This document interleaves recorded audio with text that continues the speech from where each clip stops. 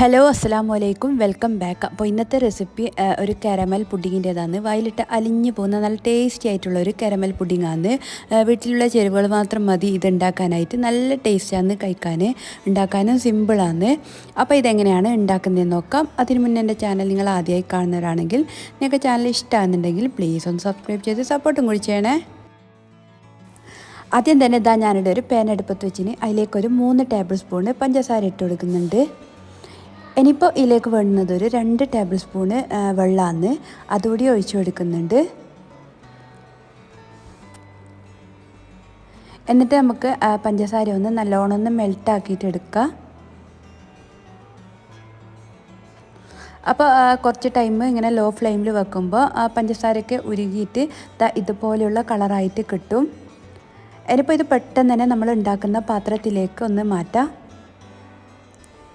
അപ്പോൾ ഇതൊക്കെ പെട്ടെന്ന് ചെയ്യണം, അല്ലെങ്കിൽ കാരമൽ പെട്ടെന്ന് അങ്ങ് ഉണങ്ങി പോവും.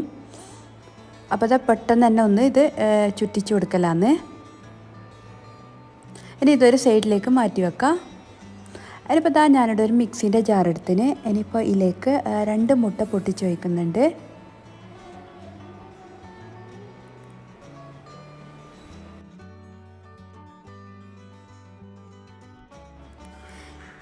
ഇനിയിപ്പോൾ ഇതിലേക്ക് ഞാനിവിടെ ഒരു 7 സ്ലൈസ് ഇതുപോലെ ഒന്ന് നുള്ളിയിട്ട് കൊടുക്കുന്നുണ്ട്. അപ്പോൾ നിങ്ങൾ എടുക്കുന്ന മുട്ട നല്ല വലിപ്പമുള്ള മുട്ടയാണെങ്കിൽ 8 സ്ലൈസ് ബ്രെഡ് വരെ എടുക്കാം കേട്ടോ.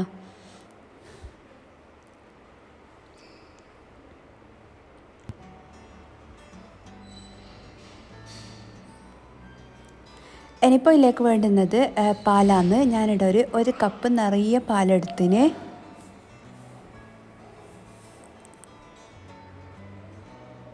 പിന്നെ ഇതിലേക്ക് മധുരത്തിന് ആവശ്യമായ പഞ്ചസാര ഇട്ട് കൊടുക്കുന്നുണ്ട്. ഞാനിപ്പോൾ ഇവിടെ ഒരു 2 ടേബിൾ സ്പൂണ് നിറയെ ഇട്ട് കൊടുത്തിന്. മധുരമൊക്കെ ഇങ്ങടെ ടേസ്റ്റിനനുസരിച്ചിട്ട് കൂട്ടിയും കുറയ്ക്കുകയും ഒക്കെ ചെയ്യാം കേട്ടോ. ഇനി ഇതൊന്ന് നല്ലോണം മിക്സിയിലൊന്ന് അടിച്ചെടുത്തിട്ട് വരട്ടെ.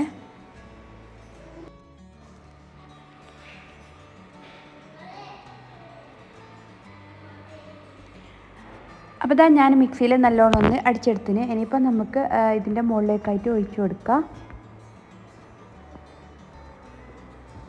ഇനി ഞാനിവിടെ ഒരു ആവിപാത്രം ഇങ്ങനെ വെള്ളമൊക്കെ ചൂടാൻ വേണ്ടി വെച്ചിന്. അപ്പോൾ അത് നല്ല എനിക്ക് ആവി വന്നിന്. ഇനിയിപ്പോൾ അതിൻ്റെ മുകളിലേക്ക് നമ്മുടെ പാത്രം ഒന്ന് കീച്ച് വെക്കലാന്ന്. എന്നിട്ട് നല്ല അടപ്പുള്ളൊരു മൂടിയോ അലുമിനിയം ഫോയിലോ ഒക്കെ വെച്ചിട്ട് നല്ലോണം ഒന്ന് അടച്ചു കൊടുക്കുക. എന്നിട്ട് ഒരു ലോ ഫ്ലെയിമിൽ ഒരു 20 മിനിറ്റ് നമുക്കിതൊന്ന് ആവി കയറ്റിയെടുക്കാം.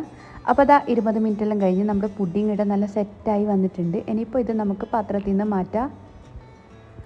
അപ്പോൾ ഞാൻ സൈഡ് ഭാഗം ജസ്റ്റ് ഒന്ന് കത്തി വെച്ചിട്ടൊന്ന് ഇളക്കി കൊടുത്തിന്. അപ്പോൾ വിട്ടുവരികയൊക്കെ ചെയ്യും. പിന്നെ ഞാൻ വെറുതെ അങ്ങനെ സൈഡൊന്ന് ഇളക്കി കൊടുത്തതാണ്. അപ്പോൾ കണ്ടില്ലേ, നല്ല ടേസ്റ്റി ആയിട്ടുള്ള കാരമൽ പുഡിങ് തയ്യാറായിട്ടുണ്ട്. അപ്പോൾ നല്ല ടേസ്റ്റാണ് കഴിക്കാൻ. എല്ലാവർക്കും എന്തായാലും ഇഷ്ടമാവും. അത്രക്ക് കാണാനും നല്ല മൊഞ്ചാണ്, കഴിക്കാനും നല്ല ടേസ്റ്റാണ്. അപ്പോൾ എല്ലാവരും ഇതുപോലെ ഒന്ന് ഉണ്ടാക്കി നോക്കുക. ഉണ്ടാക്കി നോക്കിയാൽ മാത്രം പോരാ, നിങ്ങളുടെ ഫീഡ്ബാക്ക് കമൻറ്റായിട്ട് അറിയിക്കുകയും കൂടി ചെയ്യാം. അപ്പോൾ ഇന്നത്തെ വീഡിയോ ഇത്രയേ ഉള്ളൂ. വീഡിയോ എല്ലാവർക്കും ഇഷ്ടമായെന്ന് വിചാരിക്കുന്നു. ഇഷ്ടമായാൽ ലൈക്ക് ചെയ്യുക, ഷെയർ ചെയ്യുക. സബ്സ്ക്രൈബ് ചെയ്ത് കാണാത്തവരാണെങ്കിൽ പ്ലീസ് ഒന്ന് സബ്സ്ക്രൈബ് ചെയ്ത് സപ്പോർട്ടും കൂടി ചെയ്യുക. വീണ്ടും നല്ലൊരു വീഡിയോ ആയിട്ട് വരുന്നത് വരെ ബായ്.